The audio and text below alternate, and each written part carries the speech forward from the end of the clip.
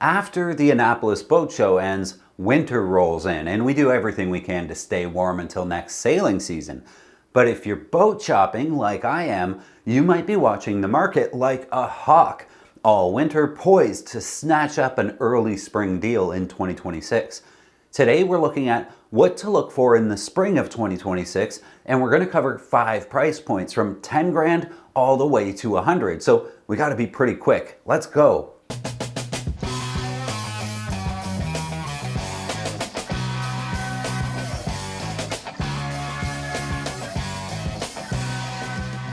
All right, let's kick it off with $10,000 boats. And my favorite for next year, the Hunter 27-2. Now, this little boat is one of the best deals out there if you're looking to actually get sailing without taking out a second mortgage. The 27-2 was built in the late 80s and early 90s by Hunter Marine, a design meant to get small families or new sailors out on the water with a surprising amount of comfort.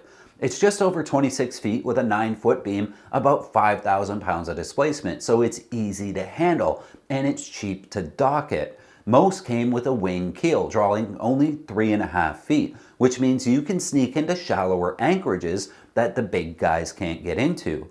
Inside, you'll actually get standing headroom in most of the cabin. You get a private head, a small galley, and space for 4 people to sleep if you guys like each other.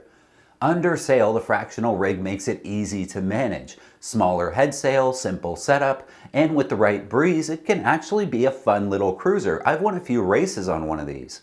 The trade-off is that it's not a complete speed machine, and you'll want to pay attention to the keel bolts and the chain plates on the older models. But for around 10 grand, it's hard to find more boat per dollar. It's small, it's simple, and perfect for someone learning the ropes or cruising locally on a budget.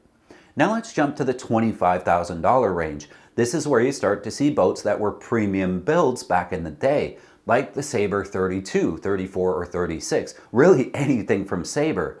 Sabres were built in Maine, and you can feel that New England craftsmanship the second you step aboard. They're beautifully built. Solid fiberglass hulls, gorgeous teak interiors, and thoughtful layouts. These boats were built for sailors who actually sail. The Sabre 34, for example, hits a sweet spot. It's fast enough for club racing, comfortable enough for cruising with friends or family, and sturdy enough to take on a passage if you're feeling bold. The Sabre 32 and 36 share that DNA, the 32 being a bit easier to handle and the 36 stretching more into coastal offshore territory. Under sail, they're quick, they're responsive, they're balanced, and they are built to perform. A well-kept Sabre feels tight and purposeful in a way that cheaper boats rarely do. For 25 grand, you're likely buying an older one from the 80s, but the bones are there, and the fit and finish often ages beautifully. If you're buying, look for one that's been repowered or had recent rigging work done. These boats are worth investing in because they were built to last. For a lot of people, a Sabre in this range is that perfect forever boat that doesn't break the bank. Next up, $50,000, and we're moving into one of the most popular classes of production boat cruiser ever built, the Catalina 34 and 36. These boats are everywhere, and for good reason. They're the perfect middle ground between affordability, comfort, and capability. The Catalina 34 gives you a bigger interior than most, an actual galley, and a roomy cockpit, and the kind of sailing manners that keep you smiling even when the wind pipes up. The Catalina 36 just adds a bit more space and waterline, making it a legit coastal cruiser and in many cases an affordable liveaboard.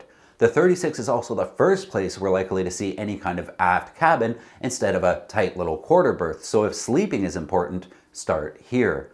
These were built solidly, and Catalina's support network is unmatched.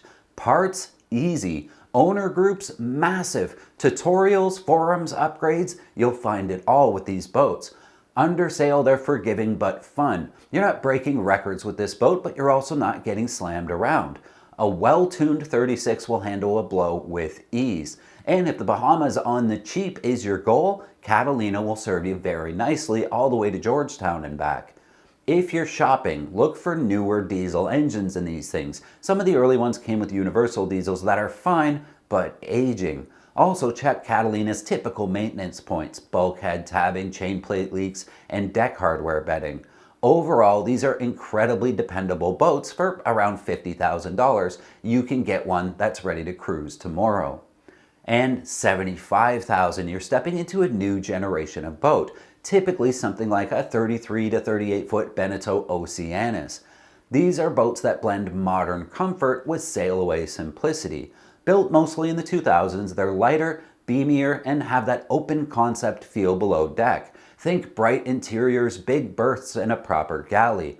Now, some sailors love to knock Beneteau as charter boats, but here's the thing: they sail well, they're easy to handle, and they give you the kind of amenities you expect in a floating condo. You won't be running the Ark and crossing oceans with one of these, but in this price point, you won't be doing that anyway.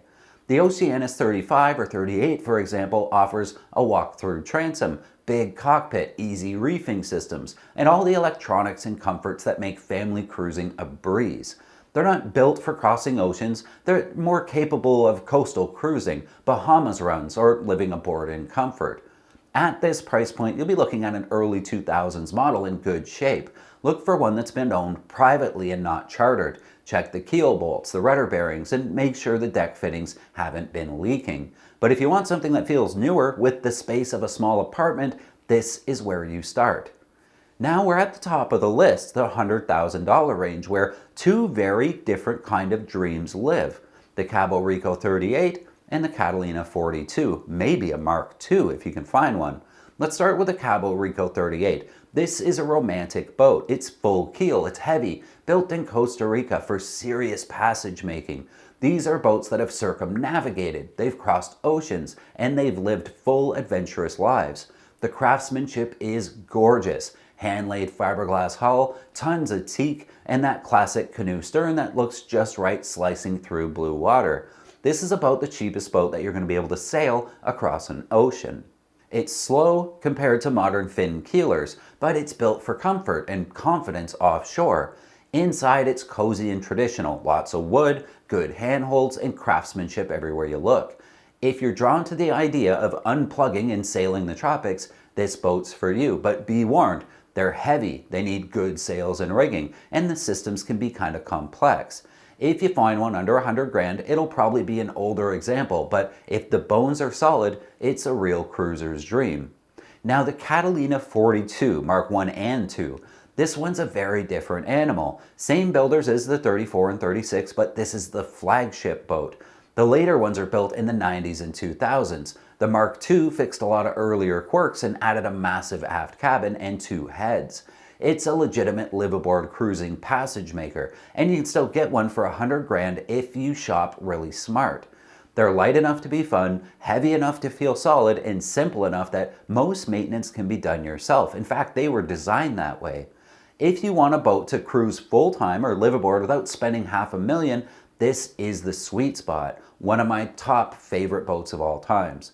So what does this tell us about the 2026 market? Well, prices have stabilized. They're not all over the place anymore, and opportunities are still there for smart buyers. Whether you're working with $10,000 or $100,000, there's a boat out there that can get you sailing. But condition is key. The best deal isn't always the cheapest boat. It's the one that's ready to sail today. The one that doesn't have soft decks or questionable keel bolts. The one that you can afford to do new rigging or new sails on. Because the truth is, the $10,000 Hunter that sails this weekend beats the $50,000 Catalina that sits on the hard for another 2 years. So stay sharp this winter. Keep an eye on the listings, and who knows, 2026 might be the year you finally make the jump from dreamer to cruiser. Don't wait for 2027. Let's do this now. Because the mission here at Lady K Sailing has always been to get more people sailing more easily, and I sure couldn't do it without the help of the patrons. People who give as little as a couple of bucks an episode to make these videos possible. If you'd like to help get more people sailing more easily, please consider becoming a patron. Paid patrons get access to the app where we have group chats and live one-on-one messaging with me and consultations if they're in the boat buying or learning process. I hope to see you there. Until next time, keep the heavy side down, but not too far down. I love you guys.